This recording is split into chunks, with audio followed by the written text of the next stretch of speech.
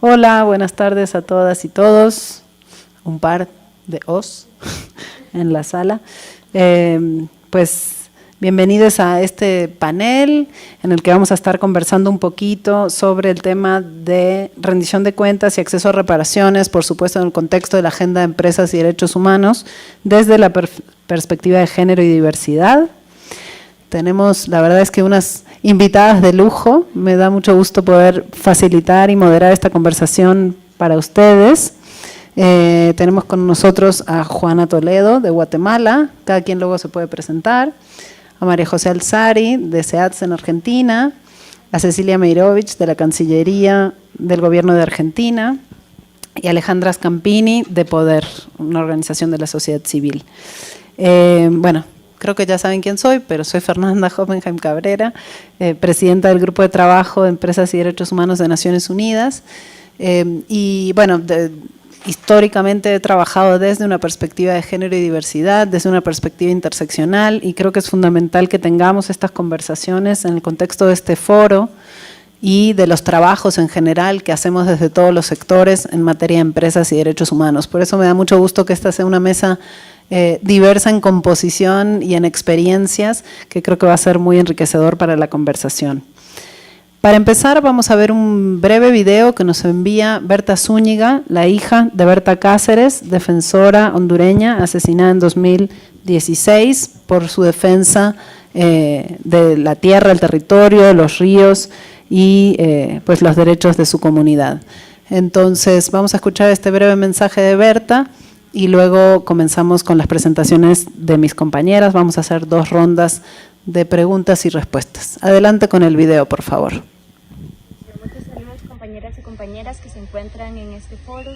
Decir que, bueno, desde la experiencia del CUPIN en la lucha por reivindicar los derechos territoriales de las comunidades indígenas y, lógicamente, dentro de esta, los derechos de las mujeres, podemos decir que en nuestra experiencia las empresas, los bancos que se ven implicados en graves violaciones a derechos de las comunidades indígenas no consideran la reparación como algo que deben cumplir.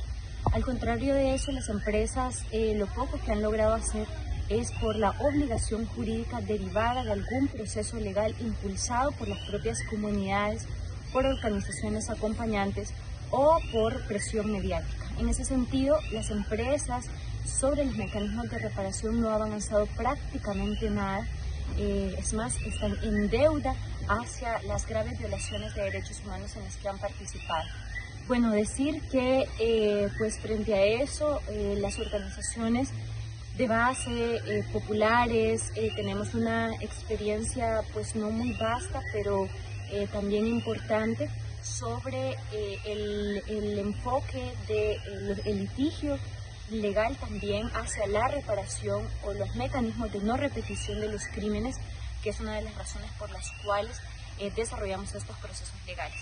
Y bueno, decir qué pueden hacer las empresas y los derechos humanos, sobre todo de los países europeos o del norte global, invirtiendo en países del sur global, pues para nosotros nos parece importante que cumplan los propios protocolos que ya tienen establecidas estas empresas. En segundo lugar, los mecanismos de transparencia y de investigación. Muchas veces las empresas ni siquiera son capaces de rastrear los propios fondos o hacia dónde se han dirigido sus propios financiamientos. No están realmente auditando el cumplimiento de las políticas o de sus propias inversiones, hacia dónde se están destinando, y muchas veces en nuestra experiencia pues estos fondos han servido para desarrollar la violencia contra las comunidades.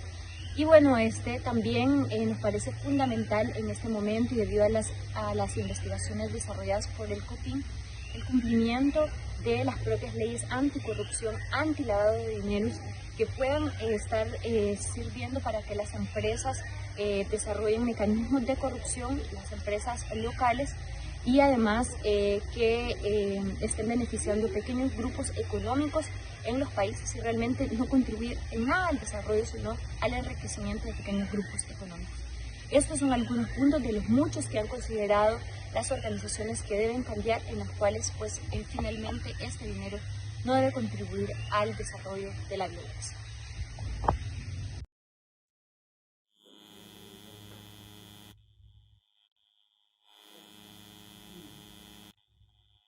Agradecemos mucho a Berta Zúñiga por su mensaje en video. Y bueno, vamos a empezar con una primera ronda. En esta primera ronda les voy a pedir a cada una que tome el uso de la palabra por aproximadamente 5 minutos para compartirnos un poco algunas como impresiones generales, ¿no?, de qué significa desde su perspectiva y en su experiencia incorporar la perspectiva de género al trabajo de empresas y derechos humanos, cuál es el impacto de las mujeres en los territorios.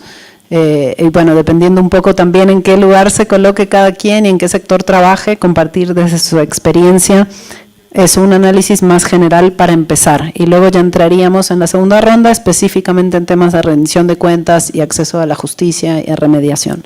Entonces empezamos contigo, Juana, te paso el micrófono. Juana Toledo, como dije, es de Guatemala, es del Consejo de Pueblos Wuxtag, y también integra la mesa directiva de la Red DESC, que es la Red Internacional de Derechos Económicos, Sociales y Culturales. Juana, tienes la palabra. Bienvenida. Gracias, Fernanda. Muchas gracias por el espacio.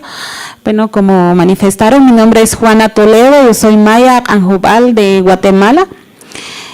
Bueno, yo les voy a hablar sobre el contexto histórico de Guatemala.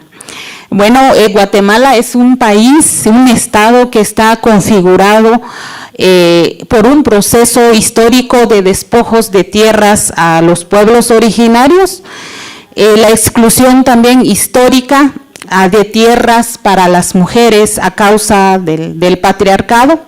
Ellas también han sido quienes se han relacionado con el cuidado principalmente del agua, de la tierra, de las semillas criollas, el cultivo de los huertos, el ganado menor, además de las tareas domésticas. También refleja mucho la inequidad que atraviesa las madres solteras o mujeres que se quedan cuidando a su familia cuando los esposos migran, o las mujeres también son las que conservan la tierra mucho más en frente de ofertas o presiones de empresas extractivas. Y también como resultado de ello, Guatemala es un país en el que existe una gran concentración de tierra cultivable en pocas manos, ya que el 57% de la tierra cultivable la tiene el 2% de los propietarios, con tierras de 32 a 50 caballerías. El último censo agropecuario establece que la mayoría de la población campesina apenas posee entre 1 y 10 manzanas de tierra. En Guatemala, la contradicción fundamental de la tenencia de la tierra es entre el latifundio y el minifundio. Bueno, en el caso del territorio Polochic y el Estor, que está en el norte-sur de Guatemala, en donde pues está la desigualdad aún mayor, ya que pues ha sido históricamente botín de despojo con la llegada de extranjeros para la siembra de café, de ganado, la implantación de azúcar. También en la actualidad con la extensión de la palma aceitera, licencias mineras, ganado, explotación petrolera y la presencia también del crimen organizado. Estos territorios pues han sido amenazados, principalmente la región de Polochic y el Estor, han sido parte de disputas de los diferentes ciclos de capital en Guatemala, especialmente en la forma del extractivismo, pues ha existido ciclos y procesos específicos de invasión y despojos de tierras. Además, los abundantes ríos de la región pues han sido presas de hidroeléctricas privadas. Hay una parte de Guatemala y también donde yo soy originaria, pues han llegado empresas con hidroeléctricas, pero las comunidades no tienen energía y si tienen, pagan un alto costo. Bueno, tal es el caso también que se ha mencionado la criminalización de varios líderes por las hidroeléctricas de Renace 2 sobre el río Cabón, el río Lanquín, Oshek y varios. Guatemala se está convirtiendo en un gran productor de palma aceitera también, un monocultivo altamente contaminante, en particular el de Naturaceites, también ese es el que está trabajando en esa parte. También los métodos de compra de tierras para la palma pasan por la presión de extorsión, hasta amenazas como si no nos vendes no podemos negociar. Y lamentablemente las que sufren estas violaciones son las mujeres.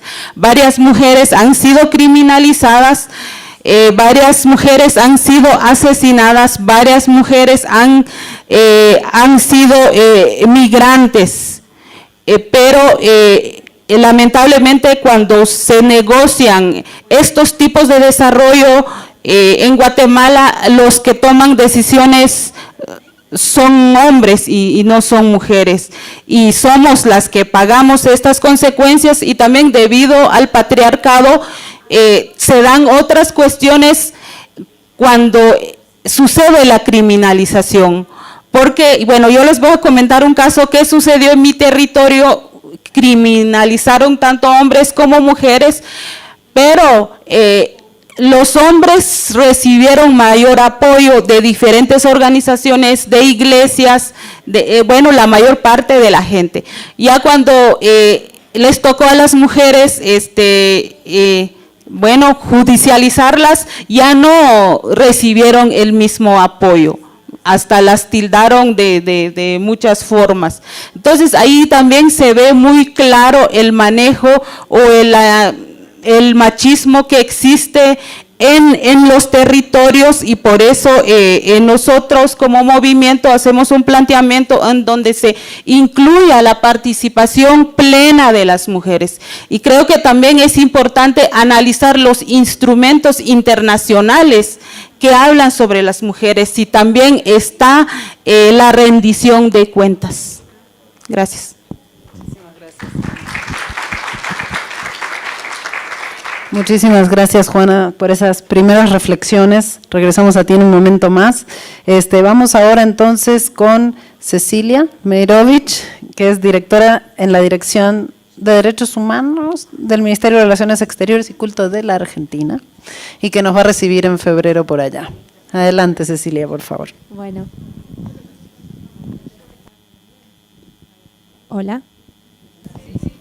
¿Está prendido? Ah, bueno. Pensé que no estaba prendido. ¿Se escucha fuerte? A ver, ahora. Bueno, ahora sí. Muchas gracias. Bueno, muchas gracias por invitarme a este panel. Le comentaba a Alejandra que leía la nota conceptual y me gustó mucho el enfoque que sale de los abordajes en general que se dan sobre el tema de mujeres y diversidades, porque creo que después vamos a tener un espacio para hablar de diversidades, pero en el caso de la nota conceptual de este panel hablaba de una mirada transformadora, es decir, salir del lugar del empoderamiento, de lugares, digamos, no críticos sobre el rol de la mujer e incomodar, y eso me parece que es importante. Me parece que el feminismo, si no incomoda, no es feminismo. Entonces, creo que es muy interesante para este panel de hoy. Bueno, yo les puedo contar la experiencia de la Cancillería, de la Dirección de Derechos Humanos que yo dirijo en el marco de la elaboración del Plan de Empresas y Derechos Humanos, y cómo estamos tratando de incorporar una mirada transversalizadora en temas de mujeres y también de diversidades. En el caso del tema de mujeres, pensamos específicamente, primero, que las mujeres somos mayoría. ¿Sí? Las mujeres, o quienes nos autopercibimos mujeres, somos mayoría. Mayoría, o digo, no somos una minoría, eso es lo que quiero decir. Esto de pensarnos como un grupo más vulnerable, somos una mayoría, y una mayoría muchas veces que nos autosilenciamos justamente porque estamos en una estructura que muchas veces no nos permite poder desarrollarnos plenamente. Y en ese sentido, estamos en América Latina las mujeres atravesadas por interseccionalidades. No es lo mismo una mujer en Argentina que una mujer en Guatemala, que una mujer en otros lugares de la región y que una mujer en Europa. Entonces, en ese sentido, también recuperar para el plan la mirada que nos puede dar todo el sistema interamericano de derechos humanos, la Corte Interamericana con sus sentencias, digamos, el informe de empresas y derechos humanos y todo lo que pueda hacer, todo lo que nos da la jurisprudencia del sistema. E incorporar también en esta mirada interseccional, incorporar en el plan de Argentina cuestiones específicas que no son los temas habituales que se abordan en género, es decir, la paridad salarial, pensar en mujeres que tenemos la posibilidad de llegar, hay muchas mujeres que no llegan y que no llegan porque ni siquiera tienen la posibilidad de conservar su empleo porque están precarizadas, porque no hay una política de cuidados. Me parece que el tema de cuidados es uno de los temas que tenemos que pensarlo seriamente. Por lo menos en Argentina se está empezando a debatir una ley o se va a empezar a debatir una ley. Cuidados tiene que ver, atraviesa toda la agenda de géneros porque no permite a la mujer desarrollarse plenamente. Esto es, no solamente cuidados de niños y niñas, sino también de personas mayores, que en general recaen sobre mujeres, de personas con discapacidad. Entonces, pensar, yo les pongo un ejemplo, en Argentina, en determinadas regiones tenemos algunos trabajos, por ejemplo, el trabajo de la zafra azucarera, que requiere que las mujeres vayan a trabajar con los niños y niñas. Y los niños y niñas empiezan a trabajar porque no hay quien los cuide. Entonces, es parte también de un círculo que hay que romper y que tiene que ver con, por ejemplo, con generar espacios de cuidado para que esos niños y niñas puedan estar en lugares que son para acordes a su edad y que las mujeres puedan salir a trabajar y puedan también poder insertarse en el mercado. Otro de los temas, que este también es más de la agenda clásica, pero creo que hay que agregarle otras cuestiones, tiene que ver con el tema de la violencia contra las mujeres. Y no estoy hablando de la violencia solamente del acoso contra las mujeres. Hay una violencia simbólica contra las mujeres, hay violencias invisibilizadas contra las mujeres, que en un trabajo nos digan vos te vas a embarazar o te embarazaste, digo, eso de ahí en adelante es violencia. Que nos pregunten cuántos, a mí me lo preguntaron para entrar a la carrera diplomática, si pensaba tener hijos o hijas, me preguntaron si me iba a casar, a un varón eso no se lo preguntan, y entonces todo eso nos genera un techo de cristal que es muy difícil de romper. Y después hay otros temas menos visibles que nos pareció que también tenían que estar en el plan de empresas y derechos humanos, que son temas que seguramente son más incómodos. Por supuesto, decía el tema de embarazos, el tema de la lactancia. Las empresas, y lo digo en el Estado, porque el Estado es uno de los principales contratadores, no hay espacios, bueno, en la Cancillería sí hay uno solo para todas las trabajadoras, pero no, me imagino que en el resto de las agencias del Estado no existen esos espacios. Espacios de lactancia. Las mujeres cuando volvemos después de tener, si decidimos tener hijos o hijas y volvemos a trabajar, no tenemos espacios donde poder, digamos, continuar con nuestra lactancia. La precarización, que hace que las mujeres sean las primeras en dejar sus trabajos. Durante la pandemia esto fue muy visible. Y después temas más incómodos como el tema de justicia menstrual, que tiene que ver con mujeres que dejan sus trabajos, con temas que no pueden acceder a productos de higiene menstrual, entre otras cuestiones, y que me parece que son temas que hay que ponerlos en la agenda y ponerlos sobre la mesa. Muchas gracias.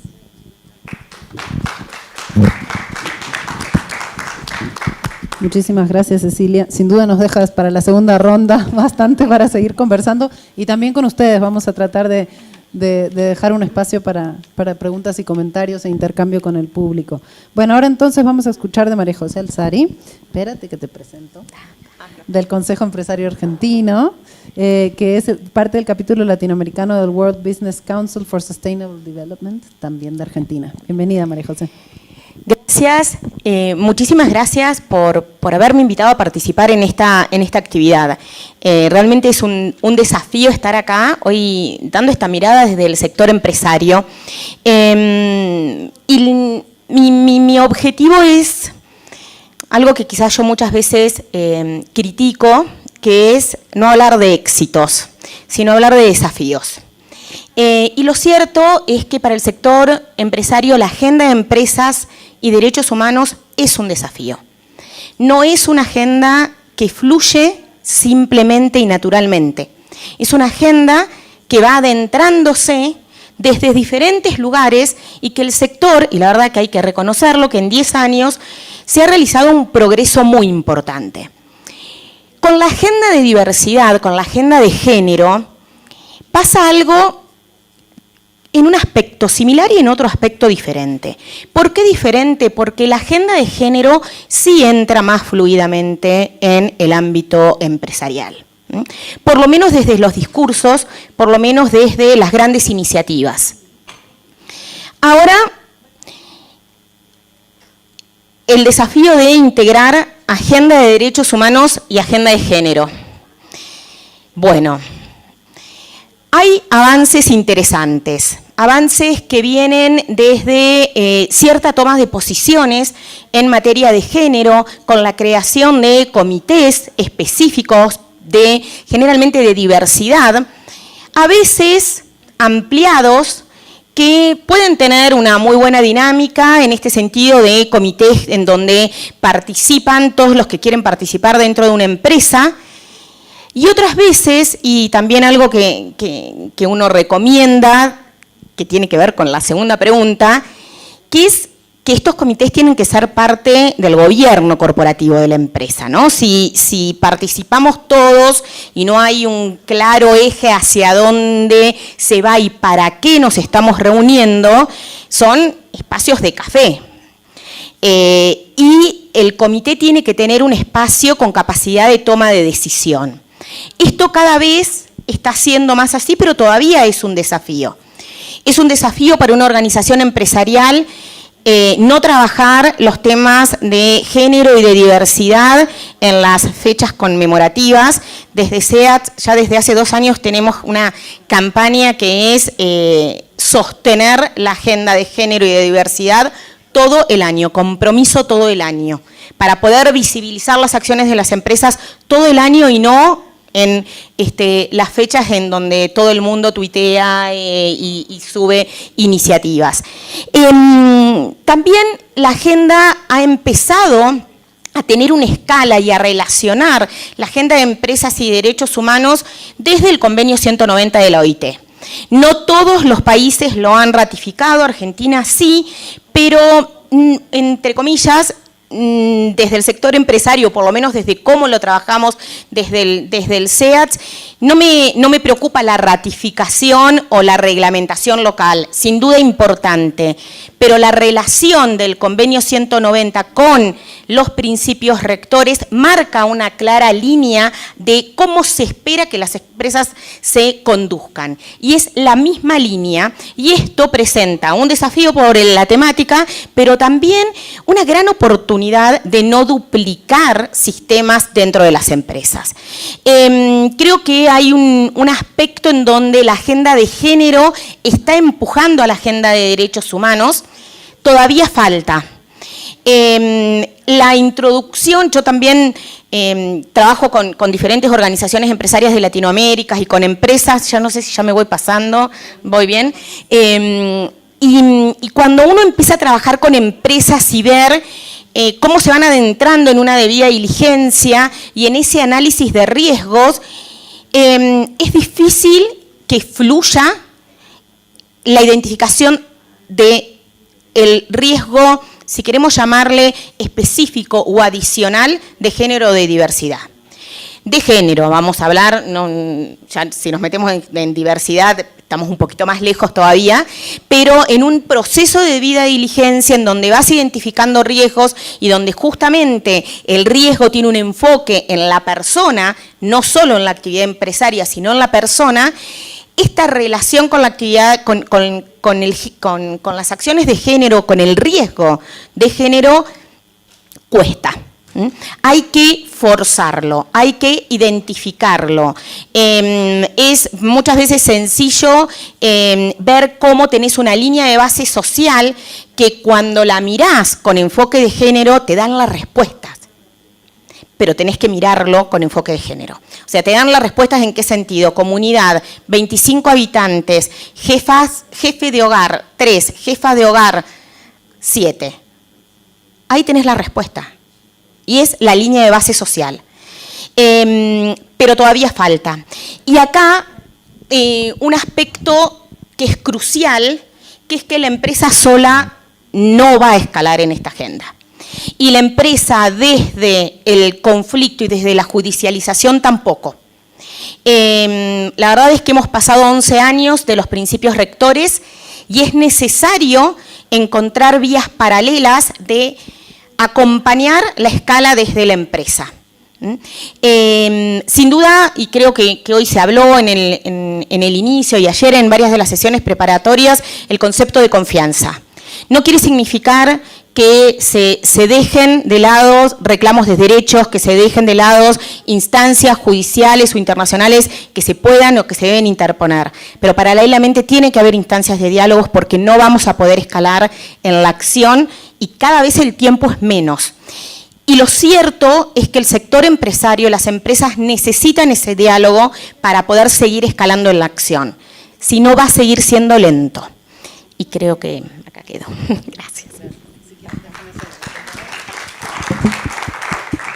Muchísimas gracias, María José. Ahora que después que pase nuestra siguiente panelista, voy a hacer una breve reflexión y luego vamos a la segunda ronda. Entonces, le voy a ceder la palabra a Alejandra Scampini. Alejandra es asociada senior de vinculación estratégica en Poder, el proyecto sobre organización, desarrollo, educación e investigación, una organización latinoamericana en temas de empresas y derechos humanos, y viene de Uruguay. Adelante, Alejandra.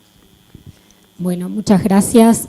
Sí, cuando uno piensa, ¿no?, en la agenda de empresas y derechos humanos desde la perspectiva de género y de las diversidades, parecería evidente, ¿no?, de lo que estamos hablando. Sin embargo, creo que ya en esta ronda de presentaciones vimos que tiene muchos matices y que no siempre queda evidentemente plasmado. Y yo quiero traer, a ver, la fotografía de hoy y de lo que escuchamos hoy en la mañana, en las sesiones de inauguración y en las sesiones de los estados. Si bien había una participación, había un cuidado de que hubiera mujeres, esto no necesariamente luego se vio reflejado en las exposiciones. No fue tan evidente la cuestión de cómo incorporar género o la intención explícita de incorporar género y diversidades en la cuestión en el ámbito de empresas y derechos humanos.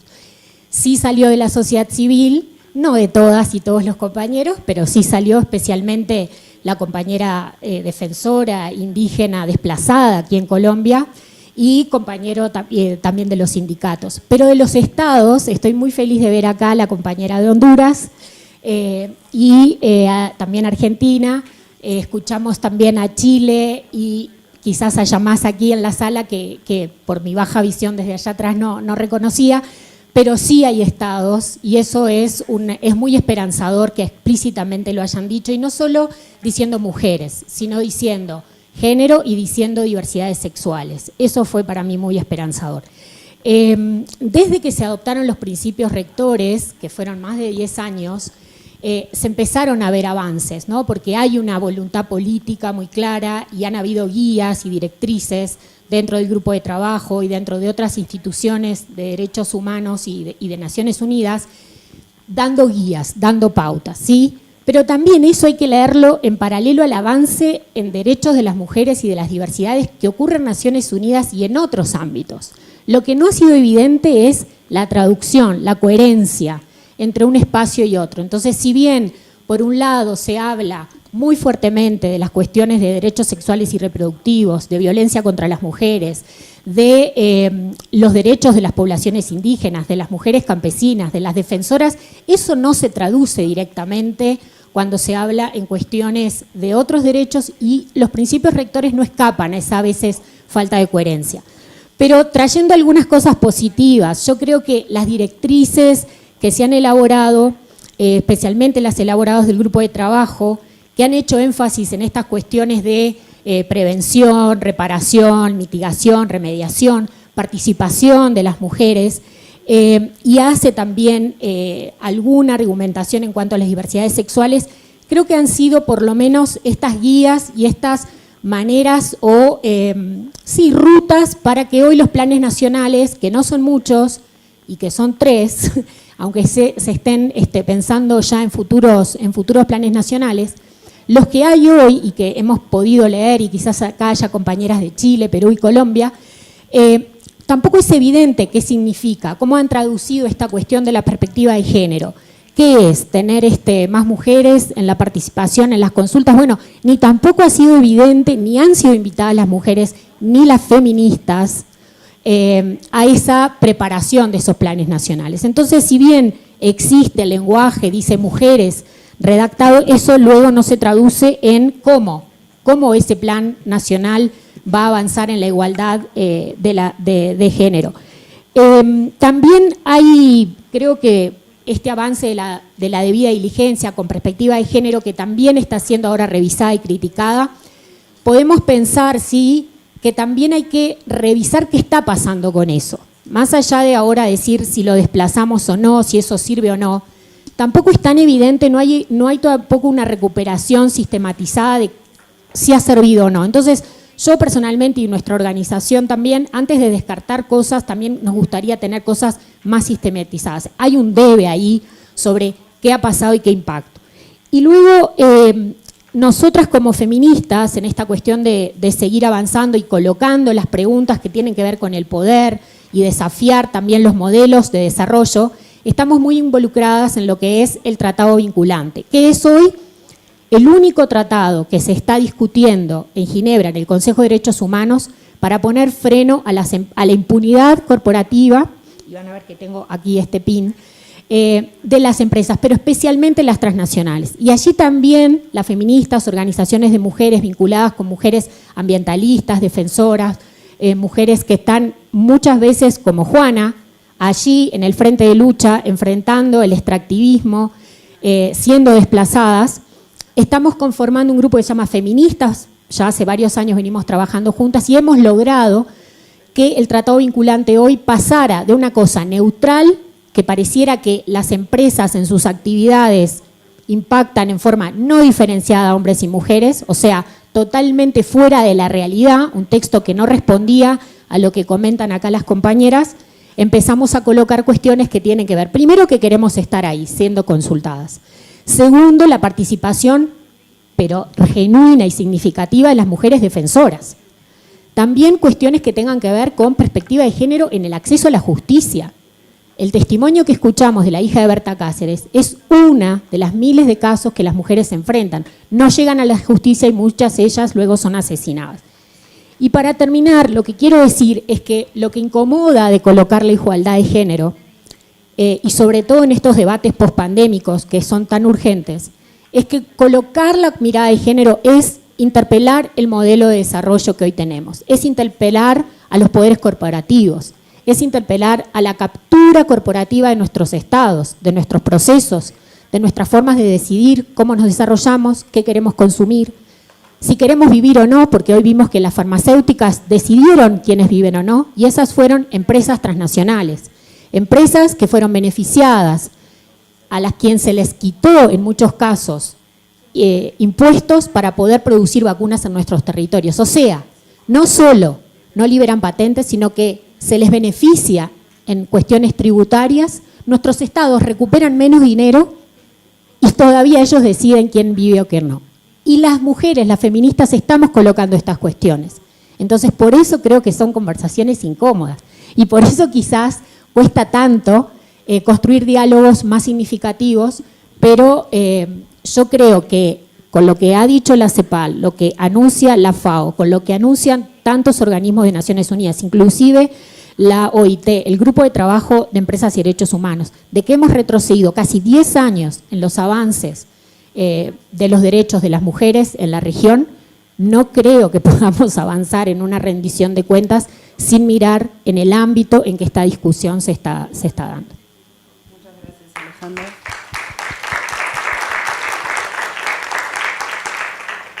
Bueno, y antes de pasar a la siguiente ronda, yo quisiera compartirles muy rápidamente una reflexión también desde el grupo de trabajo, ¿no? Y recogiendo un poco lo que ha salido, creo que lo que no se nombra no se ve, ¿no? Y por eso es importante que a partir de los principios rectores, que ya cumplieron 11 años y que son el estándar global ampliamente aceptado sobre empresas y derechos humanos y son nuestra base, digamos, desde la cual construir en todos los sectores los distintos instrumentos y herramientas, políticas públicas, tratados, leyes mejores, instituciones más fuertes, prácticas diferentes en el sector privado, etcétera. desde allí tenemos que construir, ¿no?, un montón de cosas. Y eso implica también agregarle, digamos, capas de complejidad al trabajo, por decir de alguna manera, ¿sí? Los principios rectores son amplios y generales, justamente porque eso nos brinda la oportunidad luego de hacer enfoques específicos, ¿no? Y entonces creo que hay ejemplos, y el tema de género y diversidades es un ejemplo claro de cómo tenemos que ya entonces hincarle el diente de alguna manera a los asuntos más específicos y entrarle. Veo aquí a las colegas de UNICEF y recupero lo que decía también Cecilia sobre el impacto en la niñez, ¿no?, de cuando se afectan los derechos de las mujeres o cuando hay una estructura que discrimina a las mujeres en, por ejemplo, los centros de trabajo, o cuando no se aborda el tema de cuidado, que fue evidente durante la pandemia, y lo hemos trabajado incluso desde varias instancias de Naciones Unidas, también con ONU Mujeres, etcétera, se afectan a las infancias directamente, ¿no? Y entonces creo que justamente ahora tenemos una gran oportunidad en este contexto tan complejo de ir como entrando a mayor profundidad a estos temas que son urgentes. Y encontrar esas soluciones transformadoras, porque estamos hablando de problemas estructurales, ¿no? No estamos hablando de desafíos pues a nivel superficial o que se resuelven con cuestiones cosméticas, ¿no? Entonces, bueno, quisieran que vayamos a la segunda ronda y luego abrimos a preguntas y comentarios de la audiencia. Creo que vamos bien de tiempo, entonces, ¿cambiamos el orden? ¿Cómo se sienten cómodas? Bueno, ¿quieres empezar tú, María José? Dale. Vamos con María José entonces. Bueno, la segunda parte es de qué manera se da respuesta. A mí me gusta hablar de respuestas y no de remediación. Entenderán por qué, ¿no? Es mucho más sencillo llegar con el concepto de dar respuesta. Y por otro lado, el concepto de dar respuestas nos permite las múltiples acciones que hay que hacer para dar respuesta. El pilar remediar, el pilar dar respuesta es, y creo que lo vamos a ver durante todos estos 2 días y lo seguiremos viendo, es el pilar menos desarrollado. Y si todavía estamos entendiendo qué es la debida diligencia, cuando tenemos que pasar a dar respuesta cuesta. Y el dar respuestas tiene múltiples aristas. Una arista es el uso de los mecanismos judiciales o su no uso. No me voy a meter en eso. Voy a ir a algo más del día a día de las empresas, que tampoco es tan sencillo, que son los mecanismos de sugerencias, quejas y reclamos, manifestaciones, quejas, bueno, como cada empresa le quiere llamar. Ese es el gran mecanismo para dar respuesta y para actuar anticipadamente que las empresas tienen. Un mecanismo que para que justamente cumpla su función tiene que tener algunos requerimientos esenciales, que parecerían ser muy lógicos, pero tampoco son tan sencillos.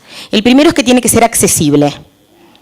Y cuando digo accesible, es accesible de acuerdo a cada una de las partes interesadas. No es lo mismo la mujer ejecutiva en un alto cargo, la mujer administrativa, el personal de limpieza, y estoy hablando del ámbito del edificio, del piso de la empresa, nada más, ¿no?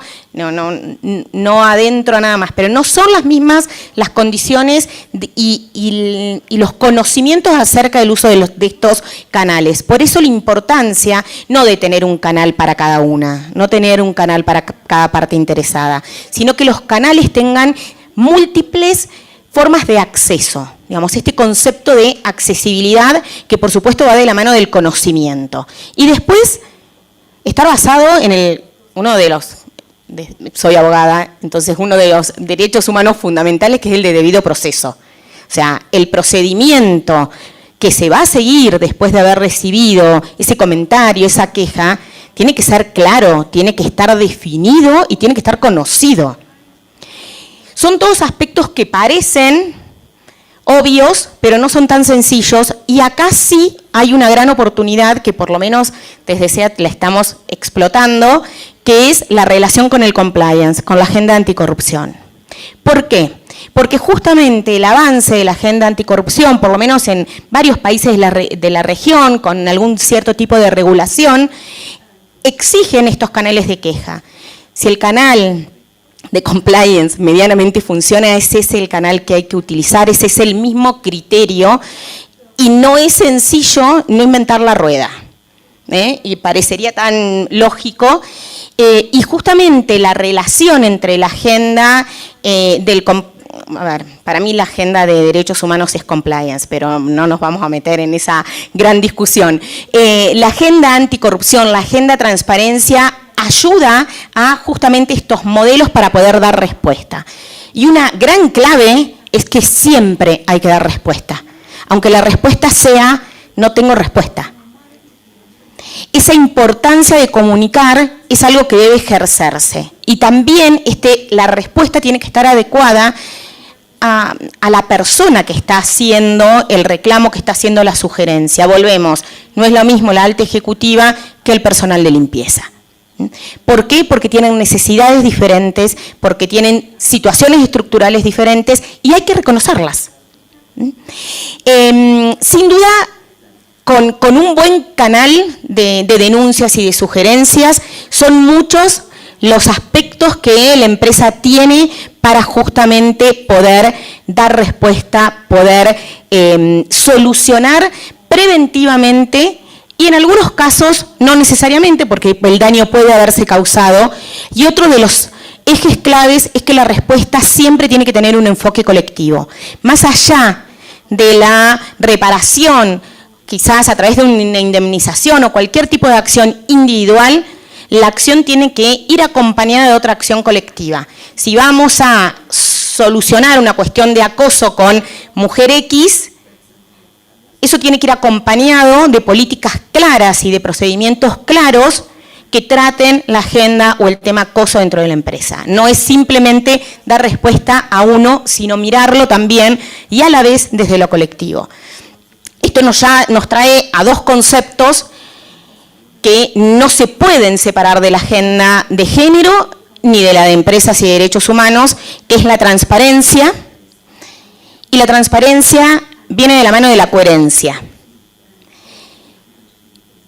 Y dejo unos puntos suspensivos. Muchas gracias. Quédenselo por allá. Gracias. Bueno, creo que hay mucho como alimento para la reflexión y para seguir discutiendo.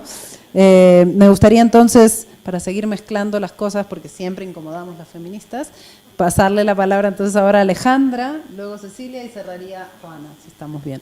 Adelante. Bueno, pensando en estas recomendaciones, me gustó lo que decía Cecilia, que es, estamos hablando de recomendaciones para una rendición de cuentas transformadora, ¿no? Y transformadora implica entonces hablar realmente de la responsabilidad jurídica, no solo administrativa, de las empresas. Estamos hablando de una rendición de cuentas que tenga estados más fuertes, que se sumen más voces a la de las compañeras de hoy que escuchamos de Argentina, Chile y Honduras, que son los garantes de derechos, que además son agentes económicos, como decía Cecilia, muy poderosos, y que son los que también poner un freno a las empresas de carácter transnacional. Se necesita que escuchen, que lean, que se apropien más de lo que ya existe, que son mecanismos transformadores, propuestas transformadoras que ya existen. No estamos inventando. Esto ya existe, cómo prevenir el daño. También hay una cuestión que es, ¿realmente las mujeres están participando? Esta diversidad de la que hablamos, ¿cómo la están incluyendo en los distintos colectivos? Y este Zoom que decía Fernanda, ¿no? Es con las defensoras, es la prioridad con defensoras. En este contexto de pospandemia, ¿con quiénes hay que establecer medidas de emergencia, de reparación? ¿Y qué tipo de reparación? No es un modelo para todas las mujeres y las diversidades. Hay que pensar en qué sector productivo, en qué sector laboral, si es una remediación que tiene que ver con su trabajo, si es a nivel privado. Entonces, no es un modelo para todas. esto tiene que estar en los planes nacionales. No se puede pensar un plan nacional transformador sin una rendición de cuentas que se apropie de esto. Y cuando el daño ocurre, que lo estamos viendo que ocurre demasiadas veces por esta impunidad corporativa y por estados que muchas veces son omisos a esto, el acceso a la justicia, el acompañamiento en el proceso de las quejas y de los litigios, que es tan duro que lo viven en sus cuerpos las mujeres y las diversidades, tienen que ser acompañadas de procesos justos. Y eso es algo que celebro, que cada vez más hay cursos, hay capacitaciones para las personas que están en el área de la justicia, y hoy se nombró varias veces como agentes realmente de cambio. Y finalmente creo que el llamado es a que esta rendición de cuentas no sea parte de un discurso más decorativo, del incluir a las mujeres, del empoderamiento vaciado de contenidos, vaciado de el contenido transformador. Mucho se habla, y como en la organización a la que represento, hablamos del pink washing y del rainbow washing. Esos momentos en que las empresas y también organismos estatales se ponen la escarapela violeta, la verde, la del arco iris, la de la población trans. Y eso dura una semana de celebración, un mes. Por lo tanto, el paso siguiente transformador tiene que ser ir más allá de ese arco iris y de ese pinkwashing. Incomodarnos, sí, incomodarnos. Y sí hablar de poder. ¿Quién ostenta el poder en este pensar la rendición de cuentas? Y finalmente me gustaría que saliéramos de este foro con mensajes claros. Ya que hoy en la plenaria y en los discursos de los estados no fue tan evidente la visión y la ambición explícita con la igualdad de género y la diversidad, me gustaría que de este foro al siguiente y saliendo de este hubiera un mensaje más claro del grupo de trabajo sobre cómo va a incorporar esta mirada de igualdad de género y diversidad. Ese paso más ambicioso que es necesario, que sé que lo tiene en su esencia Fernanda, pero me gustaría que escucháramos el 15, cuando yo ya vuele a Uruguay, me vaya por lo menos con esto, ¿no? De prometer y de convencer a otros que el próximo foro va a tener paneles de alto nivel de género, paneles de alto nivel sobre personas defensoras, especialmente haciendo el zoom en las mujeres defensoras, para pasar de la retórica a una agenda realmente ambiciosa y transformadora.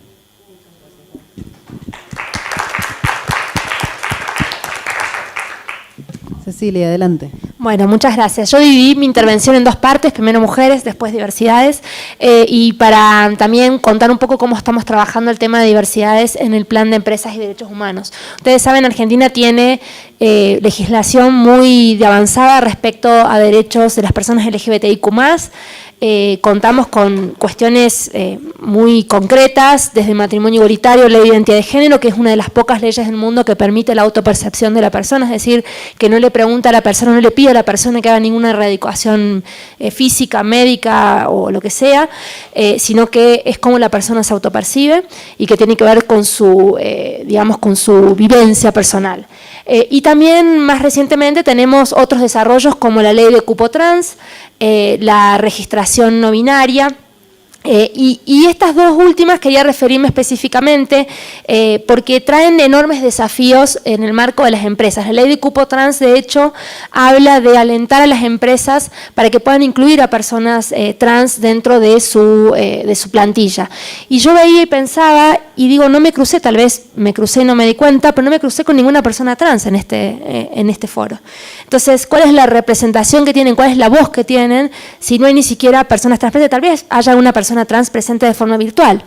Pero la vulnerabilidad que tiene, porque dentro de las letras LGBTIQ+, hay distintas vulnerabilidades, es decir, tienen distintas experiencias de vida, y las personas trans son en general personas que se encuentran en una situación de mayor vulnerabilidad, porque desde el momento que deciden, se autoperciben de una forma diferente, son muchas veces expulsadas de sus casas, expulsadas del sistema escolar, y entran en un círculo o en un camino hacia la precarización.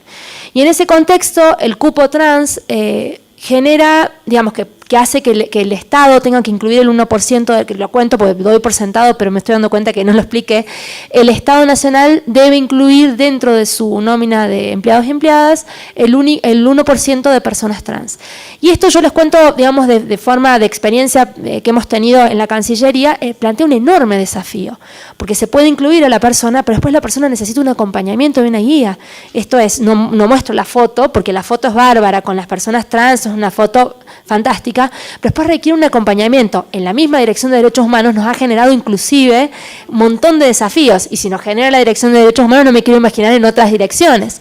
Esto es, una persona que viene de ámbitos de exclusión, o tal vez de no tanta exclusión, en el caso de la dirección no venía de tanta exclusión, pero que se encuentra en una situación en la cual tiene por primera vez un seguro médico, que tiene por primera vez aportes jubilatorios, que se relaciona con gente que está sentada en un escritorio y que tiene que trabajar enfrente de una computadora. Yo recuerdo que ella me decía el primer día, me dijo, me bajó la presión, cuando yo le dije, bueno, el tipo de tareas que tiene que tener.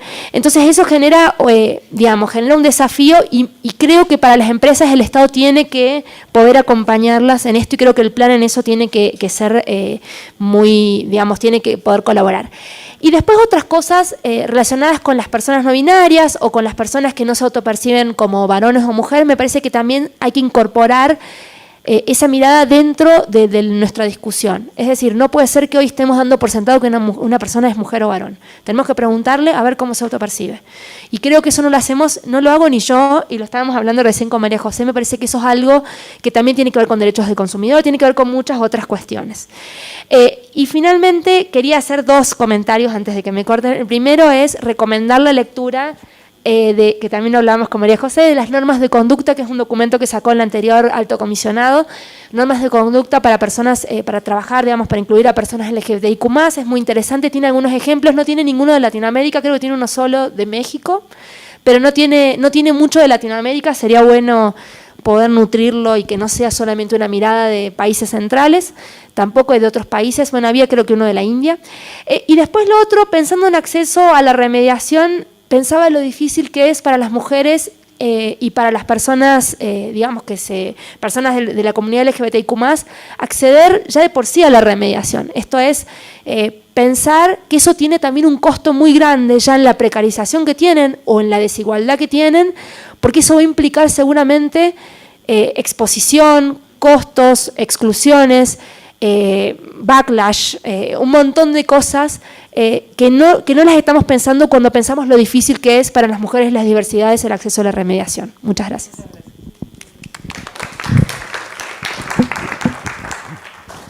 Bueno, Juana, cerramos contigo esta ronda y luego abrimos al público. Adelante, por favor. Gracias. Bueno, la igualdad de género pues es un factor determinante de importancia crucial para todos, pero no obstante, pues últimamente ha sido lento el avance, principalmente la potenciación de las mujeres. Y yo creo que esto es muy importante intensificarlo desde nuestros espacios donde estemos. Por lo mismo, nosotros como Consejo del Pueblo Maya de Guatemala, pues tenemos un planteamiento más político en donde, queremos construir un Estado diferente, un Estado plurinacional, porque Guatemala tiene diversidad de pueblos. Está el pueblo maya, que es la mayoría, el pueblo xinca, que es otro pueblo indígena que está en el oriente del país, el pueblo garífuna, que son afrodescendientes, y también el pueblo mestizo ladino, es decir, el no indígena. La propuesta es que estos 4 pueblos que la Constitución Política de Guatemala los reconoce, queremos llevar nuestras propuestas para construir un Estado diferente en donde se nos escuche, en donde se nos tome en cuenta, y principalmente a las mujeres. Y estamos pensando de cómo queremos tener una justicia, cómo queremos tener una economía, cómo queremos una educación, cómo queremos también una política. Es por eso pensamos de que las mujeres seamos parte del proceso de desarrollo de nuestro país. Y también actualmente también estamos siendo parte del tratado vinculante. Bueno, yo creo que como ustedes sabrán es un instrumento legalmente vinculante para que las corporaciones rindan cuentas y que el proceso intergubernamental que se está llevando en Ginebra, pues que se sumen más estados de Latinoamérica, porque últimamente son también los que salen más afectados en cuanto a las corporaciones. Pero también hay un interés más de los países norglobal, donde vienen la mayoría de las empresas. Entonces yo creo que aquí debemos unir esfuerzos para que se logre o se apruebe. Gracias.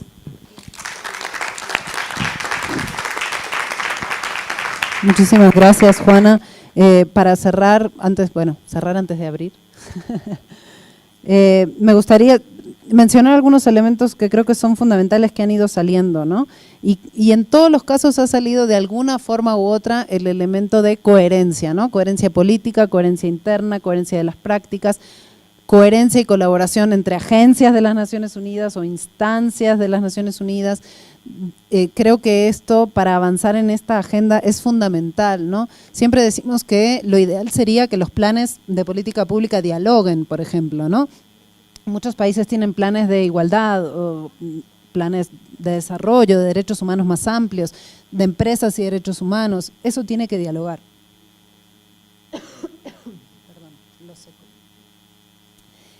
Y creo que lo mismo dentro de las empresas, ¿no? Las políticas dentro de las empresas. Gracias. Desde el grupo de trabajo siempre instamos a que haya una participación sustantiva de todas las, no solo partes interesadas, sino que, y esto es muy importante, titulares de derechos, ¿sí?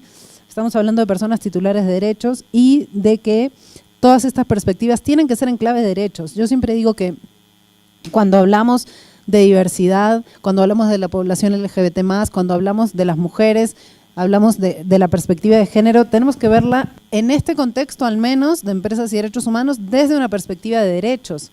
Estamos hablando de los derechos de esas poblaciones, no nada más de su, digamos, inclusión o fortalecimiento.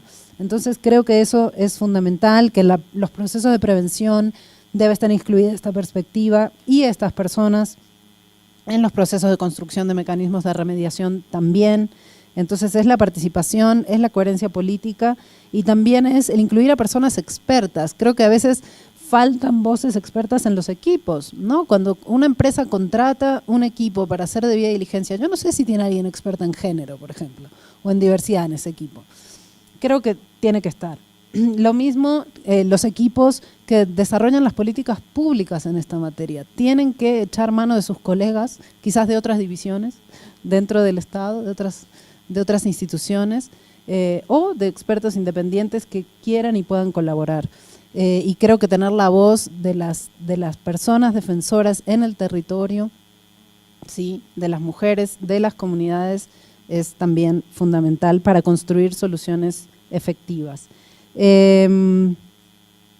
Bueno, ahora sí, no sé qué te vinieron a decir de los tiempos. Perfecto. Entonces acá nuestra compañera nos va a ayudar con el micrófono si alguien tiene preguntas o comentarios. Adelante. 1, 2, allá arriba, 3, hacemos primero una primera ronda de 3 y luego 4, 5, 6. Ok.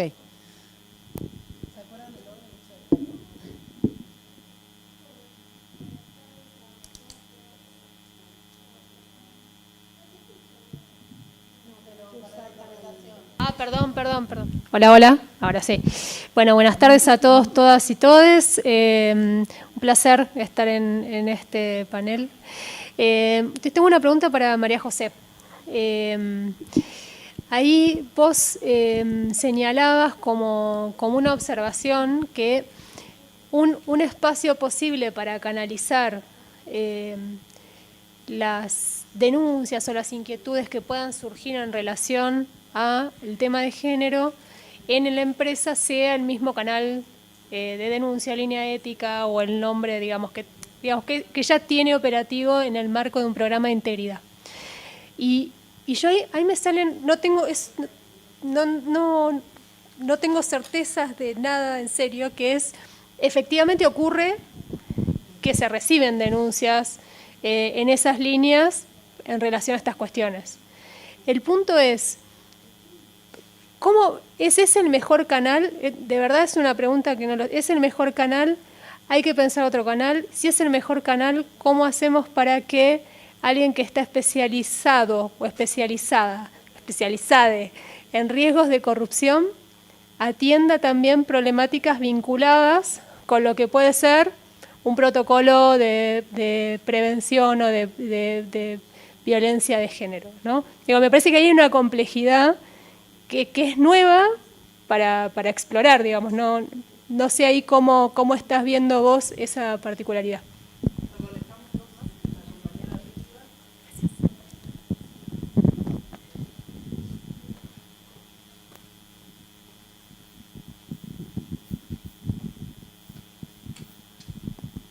Hola, buenas tardes a todos, todas, todes y todos.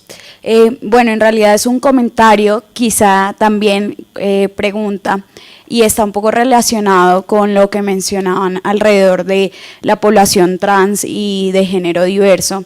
Y es que me preguntaba cuál debía ser el nivel de compromiso que debían tener las empresas respecto de estas poblaciones, teniendo en cuenta que, por lo menos en Colombia, gran parte de la población trans está dedicada específicamente a labores de trabajo sexual o, por ejemplo, de peluquería o de belleza. Esto hace que justamente esta población no esté capacitada para muchos de los trabajos por experiencia y eso hace que necesariamente estén relegadas. Y me llamaba la atención la ley de cupo trans, porque esto, digamos, genera una obligación por parte de las empresas a contratar a población trans, población con experiencia de vida trans. Sin embargo, esto las deja nuevamente, los puede dejar nuevamente a estas personas relegados a cargos administrativos o de aseos generales o nuevamente, pues, trabajos precarios o denominados en los pisos pegajosos.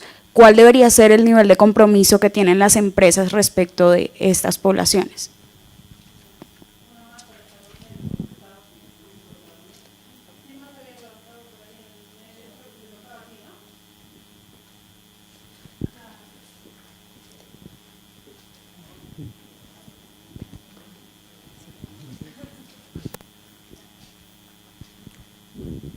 Gracias, hola, ¿qué tal? Stephanie Hegenberger de Oxfam México.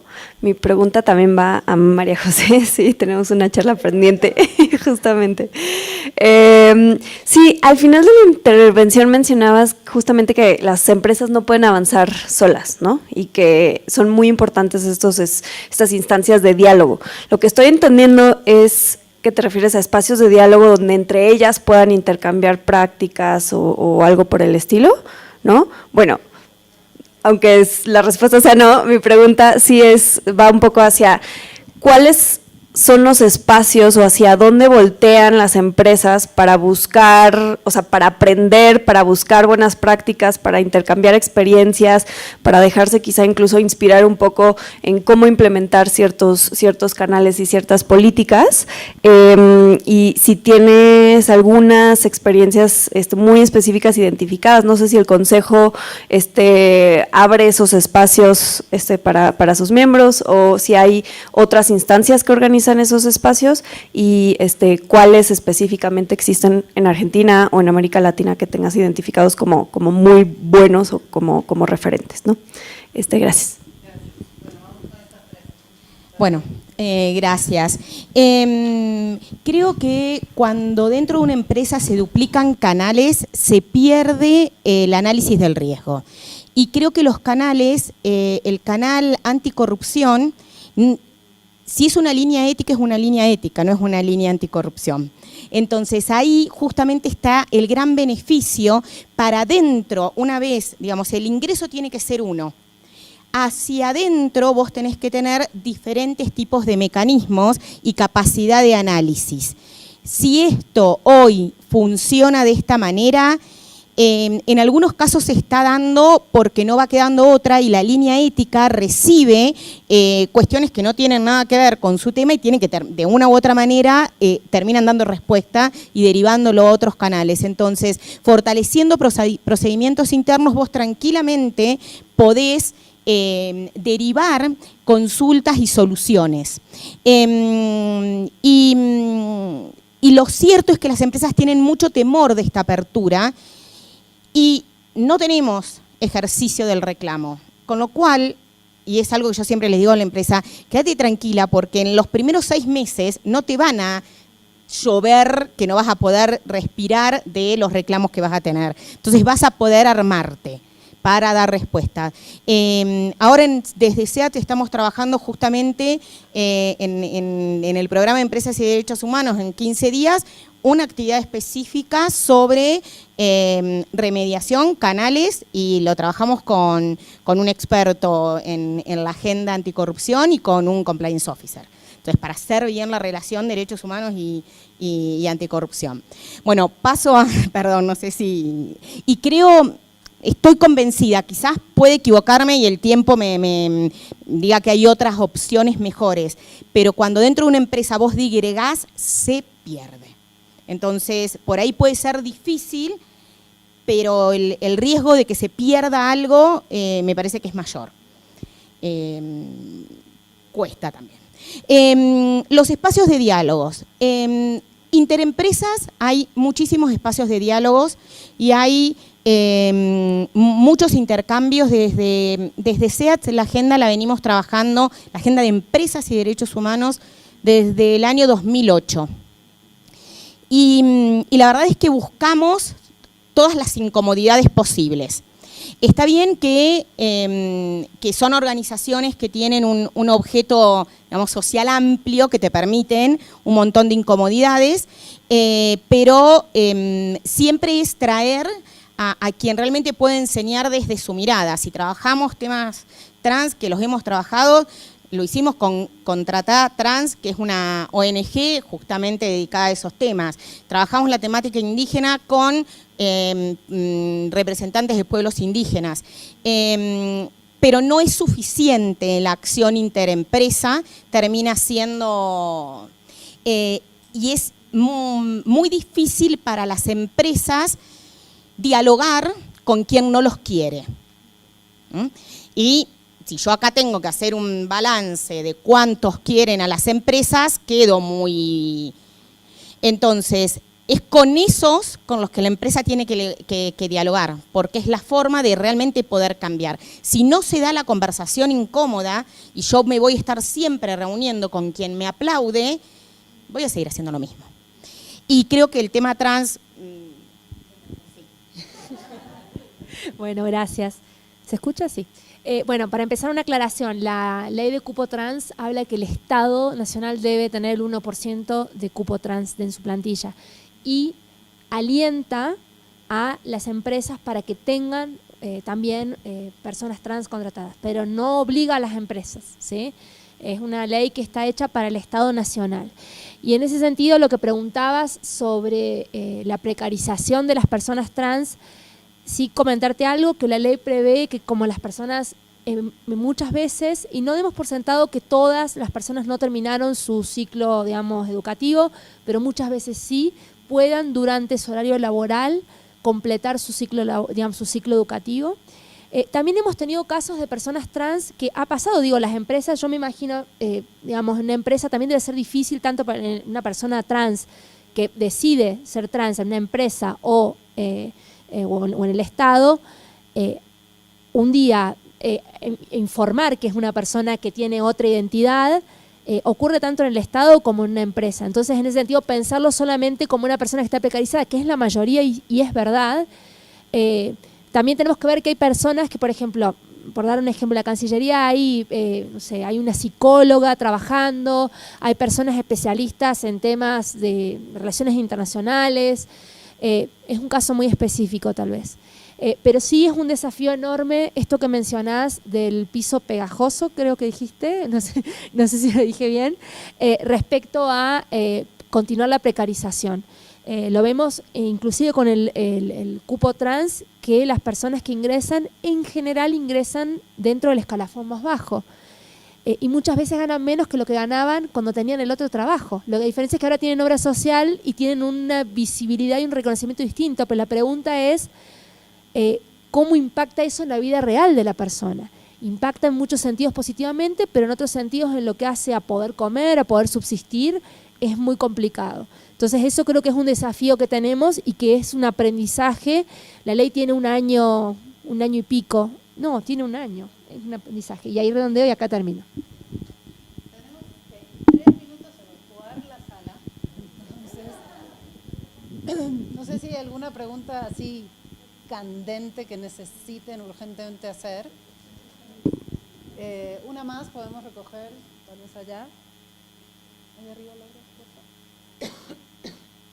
Y después pues podemos conversar en el pasillo también. Una disculpa, pero viene como en efecto dominó el retraso, entonces. Muy breve. Mi nombre es Victoria Gama. Trabajo en Veris Maplecroft, una consultora que hace análisis de riesgo en derechos humanos. Y parece que estamos todos targeteando un poco a María José. Más que nada por tu posición respecto a los mecanismos de queja, ¿no? Mi pregunta viene de la mano de, no es lo mismo cualquier sector económico, no estamos hablando, o sea, si minería o agricultura. Y mi pregunta viene a las claras de eso, ¿no? ¿Existe hoy por hoy una diferencia, un cierto miedo probablemente una mujer que trabaja en una minera de utilizar esos mecanismos en relación a otro sector distinto? No es muy fácil la pregunta, lo sé, pero bueno, digo, tu experiencia capaz. Gracias.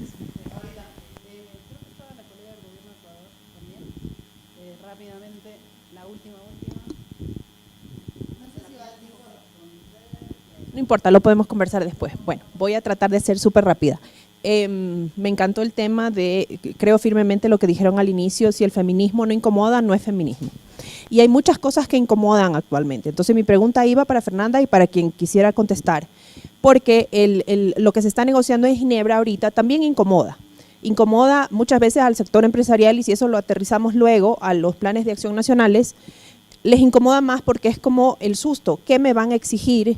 ¿Qué más quieren de mí? Y encima tengo que acatar todos estos temas de género y estas inquietudes.